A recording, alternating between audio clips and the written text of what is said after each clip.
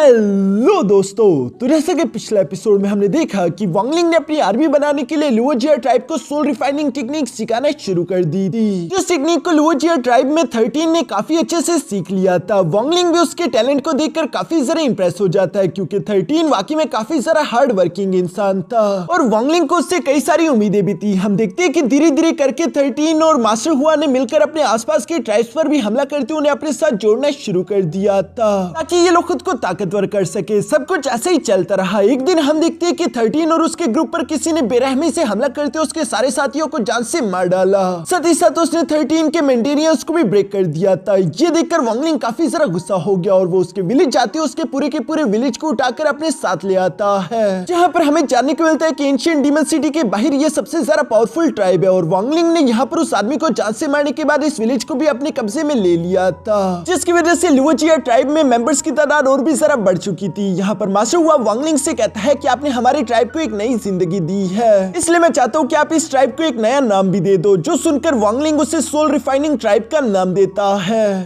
अब आगे तो नेक्स्ट एपिसोड की शुरुआत में हम देखते हैं कि पूरे 2 साल गुजर चुके थे। अब तक वांगलिंग ने कई सारे डीमन स्पिरिट क्रिस्टल्स जमा कर लिए थे जिनका इस्तेमाल करते हुए वांगलिंग अपनी कल्टिवेशन कर रहा था, लेकिन साथ ही साथ वो अपने मन में कहता है कि ये डीमन स्पिरिट क्रिस्टल काफी नहीं होंगे, ये तो मुझे सोल ट्रांसफॉर्मेशन के लेट स्टेज पीक पर भी काफी मुश्किल से पहुंचाएंगे। अगर मुझे असेंडेंट लेवल तक पहुंचना है तो मुझे और ज्यादा डिमोनिक एनर्जी चाहिए होगी। ये सब कहते हुए वांगलिंग अपने सोल रिफाइनिंग ट्राइब को भी देखने के लिए बाहर की तरफ आ जाता है, जहाँ पर वांगलिंग अपने ट्राइब की तरफ देखते हुए कह रहा था कि 2 साल में मेरा ट्राइब काफी जरा बड़ा हो गया। यहाँ पर मौजूद लोगों की तरह पहले से काफी जरा हो चुकी है। साथ ही साथ हम देखते हैं कि वांगलिंग ने फिर से अपने 1 बिलियन सोल फ्लैग को बाहर की तरफ निकाल लिया, जिसे वांगलिंग प्रोटेक्शन फॉर्मेशन की तरह इस्तेमाल कर रहा था क्योंकि अब ये ट्राइब पहले से कई गुना साइज में बड़ा हो चुका है। साथ ही साथ वांगलिंग अपने मन में कह रहा था कि सोल रिफाइनिंग फ्लैग के अंदर जितने भी सोल्स होते हैं उन्हें नरिशमेंट की जरूरत होती है और चूंकि यहाँ के मेंबर्स को वो खुद करने नहीं आता, इसलिए वांगलिंग अपनी ही 1 बिलियन सोल फ्लैग का इस्तेमाल करते हुए हवा में ब्लैक क्लाउड समन कर लेता है, जहाँ पर साथ ही साथ वो अपने सोल रिफाइनिंग सेट के मेंबर से कह रहा था कि तुम लोगों के सोल रिफाइनिंग फ्लैग के सोल्स को नरिशमेंट की जरूरत होती है। मैं चाहता हूँ कि दिन में 2 दफा तुम लोग अपने सारे के सारे सोल बीस्ट को इस क्लाउड्स के अंदर भेजो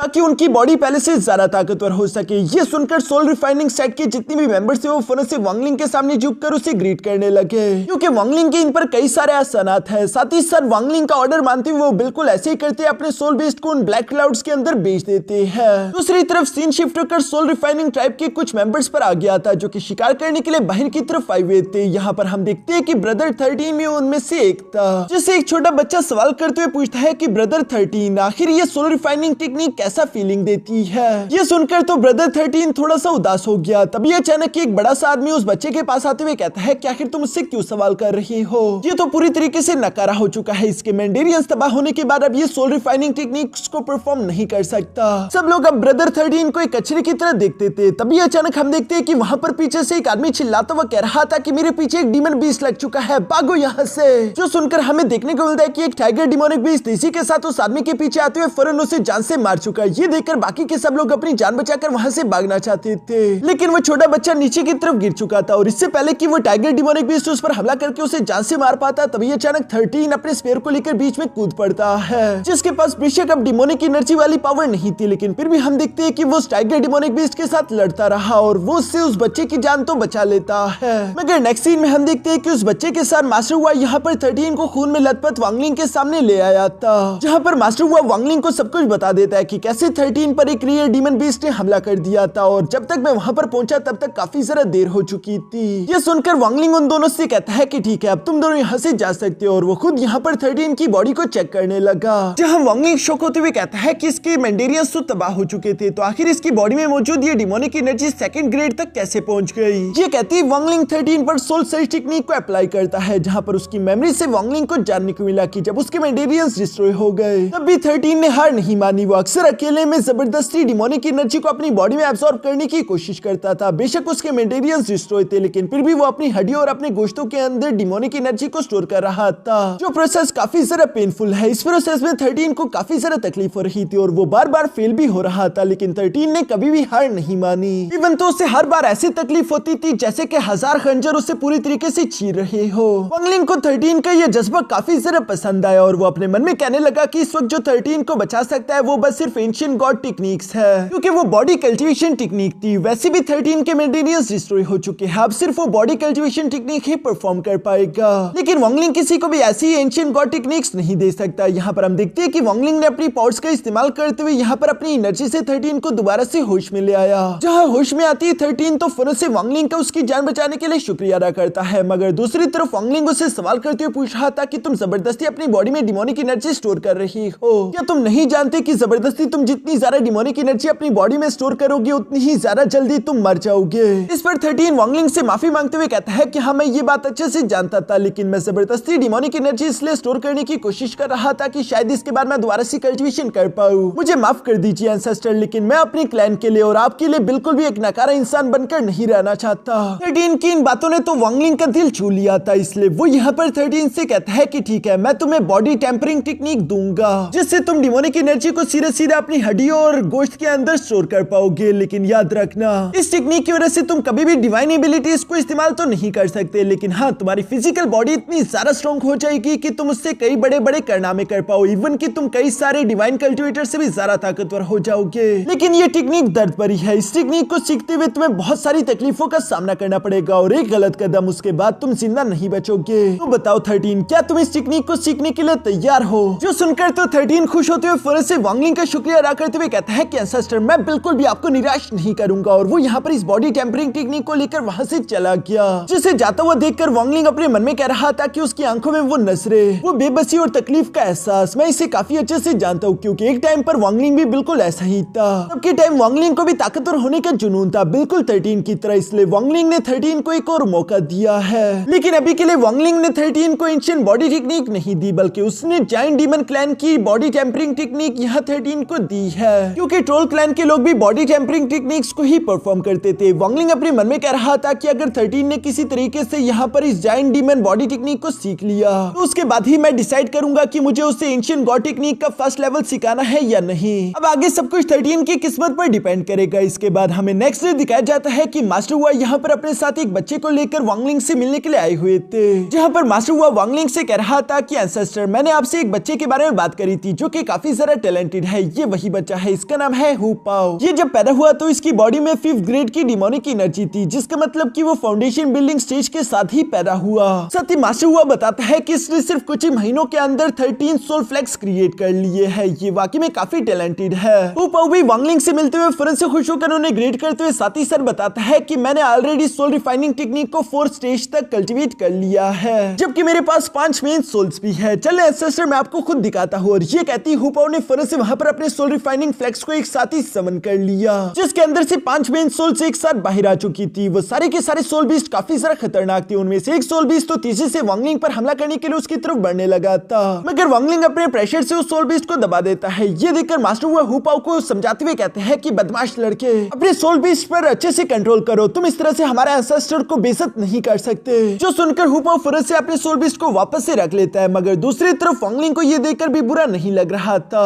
उल्टा वो अपने मन में यहाँ पर हु पाओ की तारीफ करते हुए कह रहा था कि वाकई में ये लड़का काफी ज्यादा टैलेंटेड है। जब 13 को मैंने पहली बार देखा था तब भी मुझे उसमें से सेम वाइब मिली थी। इस लड़के का फ्यूचर काफी ब्राइट हो सकता है, बस सिर्फ इसे एक अच्छे टीचर की जरूरत थी। इसलिए वांग लिंग ने यहाँ पर हु पाओ से कहा कि अब से तुम मेरे साथ रहकर अपनी कल्टीवेशन करोगे। जो सुनकर तो हु पाओ की खुशी का ठिकाना नहीं रहा। वो फौरन से वांग लिंग के सामने झुककर उसे रिस्पेक्ट पेश करता है। इसके बाद हम देखते हैं कि ऐसे ही वक्त गुजरता रहा। सोल रिफाइनिंग ट्राइब लगातार अपने आसपास के ट्राइब्स पर हमला करते हुए खुद को एक्सपेंड करता रहता है, और जब जब भी जंग होती तो हम देखते हैं कि 13 और हु पाओ सबसे आगे रहते थे, क्योंकि 13 ने भी अभी बॉडी टेम्परिंग टेक्निक को थोड़ा बहुत सीख लिया था। इन जंगों की वजह से सोल रिफाइनिंग ट्राइब के मेंबर्स की और सोल बीस्ट के सोल्स की तादाद भी लगातार बढ़ती जा रही थी। ऐसे ही करते करते पूरे 4 साल गुजर जाते हैं। 4 साल बाद वांग लिंग कह रहा था कि 4 साल पहले मैं स्काई डीमन सिटी नहीं गया कोई भी ऑफिशियल पोजीशन हासिल करने के लिए, क्योंकि तब के टाइम मेरे पास कोई बैकअप नहीं था, लेकिन अब मेरे पास सोल रिफाइनिंग ट्राइब के मेंबर्स है, इसलिए मैं वहां पर जा सकता हूँ। जो सब सोचते हुए अगले दिन ही हम देखते हैं कि वांग लिंग अपने मस्कीटो बीस्ट पर अपने साथ पूहा और 13 को लेकर स्काई डीमन सिटी की तरफ रवाना होने वाला था, मगर जाने से पहले वो मास्टर ओयांग और सोल रिफाइनिंग ट्राइब का ऑर्डर देते हुए कहता है कि अब से हमारा सोल रिफाइनिंग ट्राइब एक्सपेंड नहीं करेगा, अब बस सिर्फ तुम लोगों को अपनी कल्टिवेशन पर ध्यान देना है। और ये कहती वांगलिंग ने मास्टर वाक को एक जेट स्लिप भी दे दिया था कि अगर सोल रिफाइनिंग ट्राइब पर कोई मुश्किल आए तो इसका इस्तेमाल करते हुए मुझे बुला लेना, मैं वापस आ जाऊंगा। और ये सब कहने के बाद वांगलिंग यहाँ पर इन सब लोगों को अलविदा करते हुए फिर से स्काई डीमन सिटी की तरफ रवाना हो गया। इसके बाद नेक्स्ट सीन हम लोगों को स्काई डीमन सिटी के सिटी गेट का दिखाया जाता है, जहाँ पर वांगलिंग 13 और हुपाओ के साथ पहुंच गया था। और यहाँ पर हमें वांगलिंग एक न्यू कूल लुक में देखने को मिलता है, जहाँ पर आते ही वांगलिंग उस गार्ड से कहता है कि मुझे तुम्हारे कमांडर से मिलना है। जिस पर तो वो गार्ड वांगलिंग की बेइज्जती करते उसका मजाक उड़ाने लगा, जहाँ पर वो कह रहा था कि तुम्हें क्या लगता है कि हमारे कमांडर कोई मामूली इंसान है जिससे तुम जैसे जंगली जब चाहे मिल जाए, चलो दफा हो जाओ यहाँ से। यहाँ पर वांगलिंग की बेइज्जती 13 तो बर्दाश्त नहीं कर सकता था। वो गुस्से के साथ अपने पंच को रेडी करते हुए तेजी से उस गार्ड पर हमला कर देता है। जिस अटैक से हिट होता वो गार्ड पीछे की तरफ दिखे लग गया और वो गुस्से होते हुए कह रहा था कि आखिर तुम लोगों की हिम्मत कैसे हुई, तुम लोग स्काई डीमन सिटी में इस तरह से बर्ताव नहीं कर सकते। और वो लोग फाइट करने के लिए तैयार हो गए। यहाँ पर वांगलिंग 13 से कह रहा था कि ये पंच तुमने अच्छा नहीं किया। जो सुनकर 13 को लगता है कि शायद वांगलिंग को ये सब कुछ अच्छा नहीं लगा, इसलिए वो वांगलिंग से कहता है कि मुझे माफ कर दीजिए एंसेस्टर, लेकिन मैं आपकी बेइज्जती हो तो वो नहीं देख सकता। अगर किसी ने भी आपकी बेइज्जती करने की कोशिश की तो वो मेरा दुश्मन है और मैं उस पर हमला करूंगा। जिस पर वांगलिंग जवाब देते हुए कहता है कि मैं उसकी बात नहीं कर रहा, बल्कि मैं तुम्हारी पंचिंग टेक्निक की बात कर रहा हूँ। वो ठीक नहीं थी, तुम्हें तुम्हारी एनर्जी पर कंट्रोल नहीं था, तुमने कुछ ज्यादा ही ताकत लगा दी और इसकी वजह से तुम्हारी एनर्जी ओवरफ्लो हो गई। तुम्हारे अभी के स्ट्रेंथ के हिसाब से तुम्हारा पंच इतना जरा कमजोर नहीं होना चाहिए था। ये सुनकर तो सब लोग ही हैरान हो गए थे। साथ ही साथ वांगलिंग 13 से कहने लगा कि जरा गौर से देखो, अब मैं तुम्हें ये टेक्निक परफॉर्म करके दिखाता हूँ। जो कहती वांगलिंग ने अच्छे कंट्रोल के साथ अपनी एनर्जी को खुद के पंच में इकट्ठा करना शुरू कर दिया था और वो भी बिल्कुल ऐसी सेम पंच का इस्तेमाल करते हुए सामने की तरफ मौजूद गार्ड्स पर हमला कर देता है। जो पंचिंग अटैक तो इतना सारा पावरफुल था कि सामने की तरफ मौजूद सारे के सारे गार्ड्स हवा में उड़ गए और सबके सब खून की उल्टियां करने लगे। ये कहते हुए वांगलिंग पीछे की तरफ पलटकर अपने डिसाइपल्स की तरफ देखते हुए कहता है कि कल्टीवेशन की दुनिया में सिर्फ ताकतवर ही राज करते हैं। कभी भी तुम लोगों को बिला वजह लड़ाई स्टार्ट नहीं करनी चाहिए, लेकिन साथ ही साथ तुम्हें लड़ने से डरना भी नहीं चाहिए। अगर लड़ाई शुरू हो जाए तो उसे खत्म करो। यहाँ जब वांगलिंग ये सब कह ही रहा था तभी अचानक उसे अपने पीछे अपनी जैसे किसी फॉरेनर की एनर्जी महसूस हुई। जहाँ वो पलट कर देखता है तो ये कोई और नहीं बल्कि मिस याओ जीजुई थी, जिसे देखकर सारे के सारे सोल्जर्स ग्रीट करते हुए कहते हैं कि कमांडर याओ। दूसरी तरफ वांगलिंग भी उसे पहचान गया था कि ये तो याओ जीजुई ब्लड एंसेस्टर की बेटी है, जिसका ऑरा काफी जरा पावरफुल था। यहाँ एक तरफ से मिस जीजुई का ऑरा और दूसरी तरफ से वांगलिंग का ऑरा एक दूसरे से टकरा रहा था। लेकिन तभी अचानक मिस जीजुई रुकते हुए वांगलिंग से कहती है कि हमें लड़ने की कोई जरूरत नहीं। मैं जानती हूँ कि तुम स्काई डीमन सिटी में आर्मी की किसी मेरिट और पोजीशन को हासिल करने के लिए आए हो, तो चलो मेरे साथ आओ, डीमन जनरल तुम्हारा इंतजार कर रही है। ये सुनकर यहाँ वांगलिंग अपने मन में सोचने लगा कि याओ जीजुई तो काफी ज्यादा एटीट्यूड वाली लड़की थी, लेकिन लगता है कि डीमन जनरल कुछ ज्यादा ही ताकतवर है, जिसने इस जंगली बिल्ली को आसानी के साथ अपना पालतू बना लिया। शायद डीमन जनरल कोई असेंडेंट लेवल का कल्टिवेटर होगा। ये सब कहते हुए वांगलिंग पुहा और 13 को पीछे सिटी में छोड़कर खुद यहाँ पर मिस याओ जीजुई के साथ चला गया। जहाँ डीमन जनरल के मेंशन में आती है उसे डीमन जनरल के सोल्जर्स देखने को मिलते हैं। साथ ही साथ वहाँ पर 10 तो सोल ट्रांसफॉर्मेशन लेवल के कल्टिवेटर्स भी थे, जिसमें से कई तो सोल ट्रांसफॉर्मेशन लेवल के पीक के कल्टिवेटर भी है। यहाँ पर वांगलिंग अपने मन में कहने लगा कि मुझे लुओ युन की मेमोरी से मालूम हुआ था कि स्काई डीमन सिटी के डीमन जनरल का नाम मू लिहाई है, जिसने आज तक कोई भी जंग नहीं हारी। यह ये सब सोचते हुए वांगलिंग में जीजुई को फॉलो कर रहा था। तभी अचानक में जीजुई यहाँ पर किसी को ग्रीट करते हुए कहती है कि जनरल मैं उससे अपने साथ ले आई हूँ। ये कहती है अचानक से वांगलिंग के सामने मू लिहाई तीसी के साथ समन हो गया, जिसका ऑरा तो काफी ज्यादा डेंजरस दिखाई दे रहा था। और वो वांगलिंग की तरफ देखते हुए कहता है कि अच्छा तो वो तुम हो जिसने मेरी सिटी गेट पर मौजूद सोल्जर्स को हरा दिया। यहाँ डीमन जनरल मू लिहाई के पास पूरे 2 लाख पॉइंट की डीमन एनर्जी थी, जो कि एसेंडेंट लेवल से बस थोड़ी ही कम होती है और इसलिए वो काफी ज्यादा खतरनाक था। वो सिर्फ 2 उंगलियों की पावर का इस्तेमाल करती वांगलिंग पर खतरनाक प्रेशर लगाना शुरू कर देता है। यह वांगलिंग भी उसके प्रेशर को महसूस करते हुए हैरान होकर अपने मन में कह रहा था कि ये आदमी तो एसेंडेंट लेवल तक भी अभी तक नहीं पहुंचा। ये सोल ट्रांसफॉर्मेशन की पीक लेवल का कल्टिवेटर है, फिर मुझे समझ नहीं आ रहा कि आखिर हजारों साल से ये यहाँ पर हारा क्यों नहीं, और इसलिए इतने सारे सोल ट्रांसफॉर्मेशन लेवल के कल्टिवेटर्स को हराकर अपने नीचे रख लिया है। यह वांगलिंग जब ये सब सोच रहा था तभी अचानक दूसरी तरफ हम देखते हैं कि डीमन जनरल भी गुस्सा होते हुए वांगलिंग की तरफ देखकर कहता है कि चलो मुझे दिखाओ कि आखिर तुम्हारे पास कौन सी एबिलिटीज है। और ये कहती है डीमन जनरल ने फिर से एक पावरफुल टेक्निक का इस्तेमाल करते हुए वांगलिंग पर हमला कर दिया था। जिस फिस्ट टेक्निक को डिस्ट्रॉय करने के लिए हम देखते हैं कि दूसरी तरफ वांगलिंग ने भी फिर से अपने एक्सटेंशन फिंगर टेक्निक का इस्तेमाल कर दिया था और यहाँ पर इन दोनों अटैक्स के हवा में टकराती वहाँ चारों तरफ काफी खतरनाक एनर्जी फैल गई। ये देखकर तो डीमन जनरल खुश होते हुए वांगलिंग से कहता है कि इस एक्सटेंशन फिंगर टेक्निक की वजह से मैं तुम्हें अपने मेंशन का एल्डर सेलेक्ट करता हूँ। लेकिन दूसरी तरफ वांगलिंग तो जानता रहा कि यहाँ इन डीमन सिटीज में 2 तरह की पोजीशन होती है, एक्सटर्नल पोजीशन और इंटरनल पोजीशन। एल्डर एक इंटरनल पोजीशन है जिसके पास कोई भी आर्मी नहीं होती। एक्सटर्नल पोजीशंस के पास ही सिर्फ आर्मीज होती है जैसे कि कमांडर्स और जनरल्स, जबकि वांगलिंग को एक एक्सटर्नल पोजीशन चाहिए थी ताकि उसके पास एक आर्मी भी आ सके। दूसरी तरफ डीमन जनरल तो यहाँ पर वांगलिंग के मुंह से ये सारी बातें सुनकर काफी ज्यादा शॉक हो गया था कि वांगलिंग को हमारे इंटरनल और एक्सटर्नल पोजीशंस के बारे में इतना कुछ कैसे मालूम है। मगर साथ ही साथ वो वांगलिंग को बताता है कि तुम एक आउटसाइडर हो, आउटसाइडर्स को हम लोग एक्सटर्नल पोजीशन इतनी आसानी के साथ नहीं देते। एक्सटर्नल पोजीशन को हासिल करने के लिए सिर्फ एक फिस्ट अटैक को ब्लॉक करना काफी नहीं होगा, तुम्हारी ये फिंगर टेक्निक काफी नहीं है। जिस पर वांगलिंग जवाब देते हुए कहता है तो फिर रुके क्यों हो, कंटिन्यू करो, क्योंकि वांगलिंग यहाँ पर खुद की स्ट्रेंथ को साबित करना चाहता था। जो सुनकर तो डीमन जनरल भी खुश होते हुए फौरन से यहाँ पर अपनी एक पावरफुल टेक्निक को एक्टिवेट करना शुरू हो गए, जिसे देखते मिस याओ ज़ीसुई भी पहचान गई थी। असल में ये इस डीमन जनरल मू लिहाई की सबसे ज्यादा स्पेशल टेक्निक है जिसे 10 कोलैप्स फिस्ट इंस्टेंट टेक्निक कहते हैं। साथ ही साथ डीमन जनरल वांगलिंग से कह रहा था कि मेरे पास 10 कोलैप्स फिस्ट टेक्निक है, अगर तुम इनमें से 8 फिस्ट के सामने भी टिक गए तो मैं तुम्हें एक कमांडर की पोजीशन दे दूंगा, और अगर तुमने 10 के 10 फिस्ट कोलैप्स टेक्निक को सरवाइव कर लिया तो उसके बाद तुम यहाँ के जनरल बन जाओगे। जो कहती है डीमन जनरल फौरन से अपने फर्स्ट कोलैप्स माउंटेन क्रशिंग को एक्टिवेट करके वांगलिंग पर हमला कर देता है। इस टेक्निक का प्रेशर काफी ज्यादा पावरफुल था। सब लोग आपस में बातें करते हुए कह रहे थे कि डीमन जनरल के 10 collapse fist intent world shaking technique है, और ये लड़का तो कुछ ज्यादा पावरफुल भी नहीं लग रहा। अगर ये सिर्फ 2 कोलैप्सेस के सामने भी टिक जाए तो बहुत बड़ी बात होगी। मगर बाकी सब लोगों की तरह इन लोगों ने भी वांगलिंग को अंडर एस्टिमेट कर लिया था। हम देखते हैं कि वांगलिंग फौरन से अपनी डीमन ट्रांसफॉर्मेशन फिंगर टेक्निक को एक्टिवेट करते हुए यहाँ पर उस फर्स्ट कोलैप्स को डिस्ट्रॉय कर देता है। जो देखकर तो डीमन जनरल रुकता नहीं बल्कि वो फौरन से अपने सेकंड कोलैप्स को एक्टिवेट कर चुका था जिसे क्लाउड स्प्लिटिंग कहते हैं, और हम देखते हैं कि एक पावरफुल क्लाउड पंच तेजी से वांगलिंग की तरफ बढ़ रहा था। ये देखकर वांगलिंग अपने मन में कहता है कि ये सेकंड कोलैप्स तो फर्स्ट कोलैप्स से भी 10 गुना ज्यादा खतरनाक है, लेकिन अगर मुझे इन 10 कोलैप्सेस के सामने टिकना है तो मुझे शायद अपनी येलो स्प्रिंग फिंगर टेक्निक और साथ ही साथ गॉड शूटिंग चैरियट का भी इस्तेमाल करना पड़ेगा। वांगलिंग अभी ये सब सोच रहा था, मगर तभी अचानक वो अपने मन में कहता है कि यहाँ पर कई सारे पावरफुल लोग हैं, और अगर मैंने अपने सारे के सारे कार्ड एक साथ ही रिवील कर दिए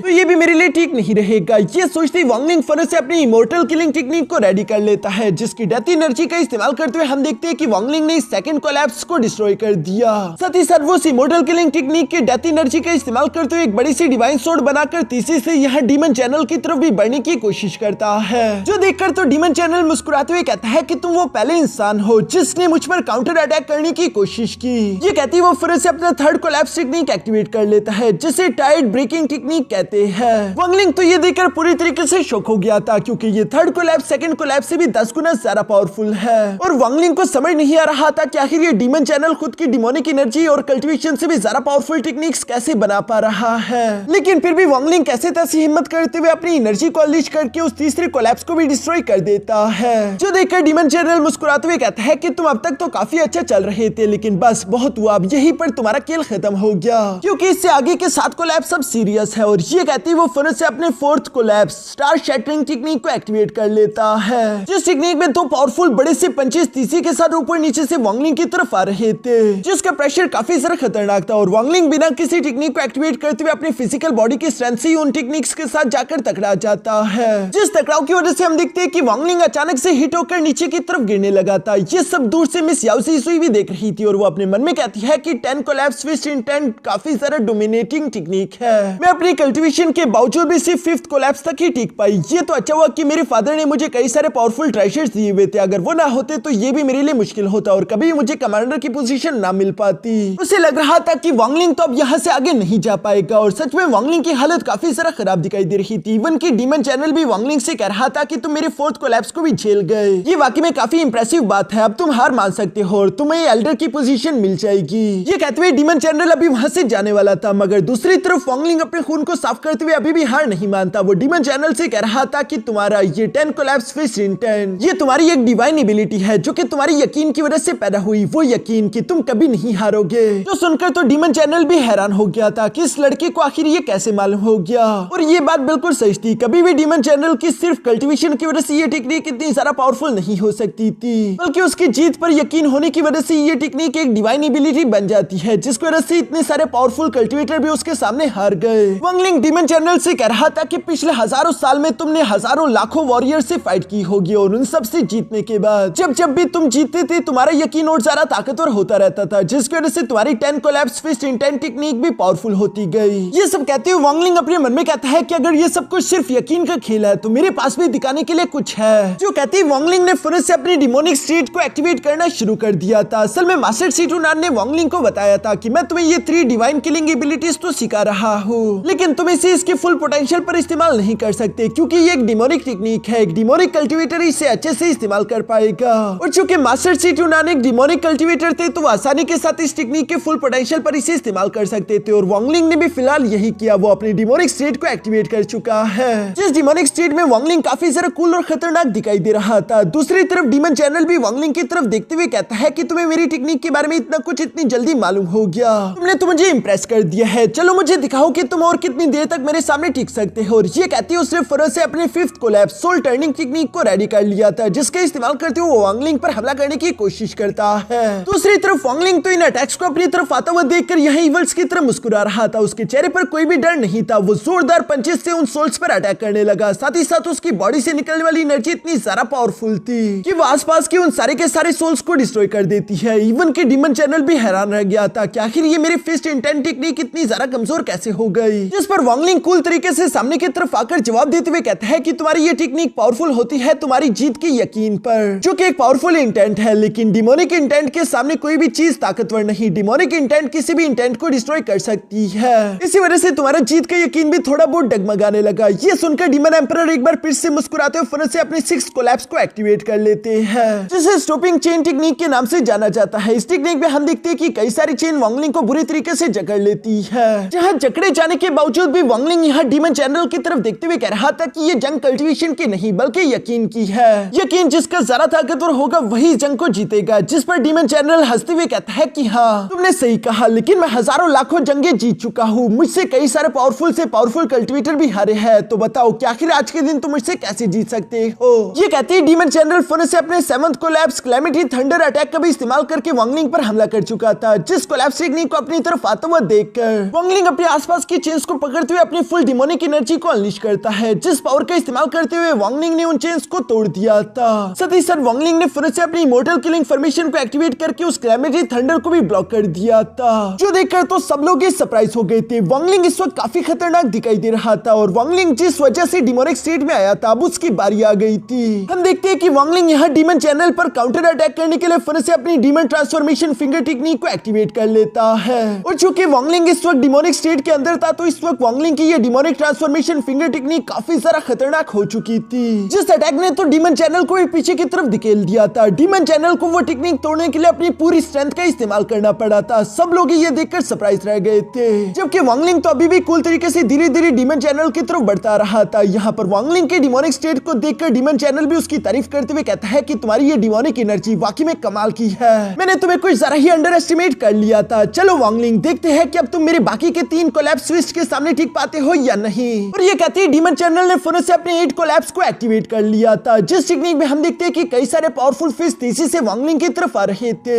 वांगलिंग चाहता तो वो इस 8 कोलैप्स के सामने भी टिक सकता था, लेकिन वांगलिंग ने महसूस किया कि उसकी ये डिमोनिक एनर्जी उसके डाउ हार्ट को कंज्यूम कर रही है। अगर वो थोड़ी भी और देर तक डिमोनिक स्टेट के अंदर रहा तो वो हमेशा हमेशा के लिए एक डिमोनिक कल्टिवेटर बनकर रह जाएगा, जिसके लिए वांगलिंग को एक बहुत बड़ी कीमत चुकानी होगी। इसलिए वांगलिंग फौरन से अपनी डिमोनिक स्टेट को रिमूव करते हुए पीछे की तरफ आकर यह डीमन जनरल से कहता है कि मैं हार मानता हूँ। जो सुनकर तो डिमोनिक जनरल भी फौरन से रुकते हुए अपने 8 कोलैप्स को डिसॉल्व कर लेता है। साथ ही साथ वो वांगलिंग से कहने लगा कि तुम्हारा वो डिमोनिक इंटेंट काफी ज्यादा इंटेंस था, हालांकि वो तो तुम्हारा असली डाउ हार्ट भी नहीं था। तुम्हें अच्छे से मालूम है कि कब तुम्हें लड़ना है और कब तुम्हें रुकना चाहिए। तुम्हारी इन चीजों ने तो मुझे इंप्रेस कर दिया। हालांकि तुम मेरे 8 कोलैप्स को तो ब्लॉक नहीं कर पाए, लेकिन फिर भी मैं तुम्हें कमांडर की पोजीशन देता हूँ, क्योंकि तुम्हारी ताकत उस काबिल तो है, जिस पोजीशन में तुम्हें 10,000 सोल्जर भी मिलेंगे। ये सुनकर याओ ज़ीसुई और बाकी के वॉरियर्स तो काफी ज्यादा हैरान हो गए थे। साथ ही साथ डीमन जनरल यहाँ पर वांगलिंग को एक टोकन देते हुए कहता है कि अभी के लिए तुम सिटी लौट चलो, 7 दिन बाद कोई आकर तुम्हें तुम्हारे सोल्जर और कैंप के पास पहुंचा देगा। जो सुनकर तो वांगलिंग डीमन जनरल का शुक्रिया अदा करता है। साथ ही साथ वो कॉन्फिडेंटली वहां से वापस की तरफ जाने लगा। यहाँ मिस याओ ज़ीसुई तो ये देखकर सरप्राइज होते हुए अपने मन में कह रही थी कि ये लड़का बिना किसी बैकअप के यहाँ पर आया और सिर्फ mid stage soul transformation level की कल्टीवेशन के साथ इसने कमांडर की पोजीशन हासिल हासिल कर ली, जिसके लिए सिर्फ अपनी प्योर स्ट्रेंथ का इस्तेमाल किया। ये वाकई में एक बहुत बड़ी बात थी और यहाँ इसी सीन के साथ हमारा ये एपिसोड यहीं पर खत्म हो जाता है।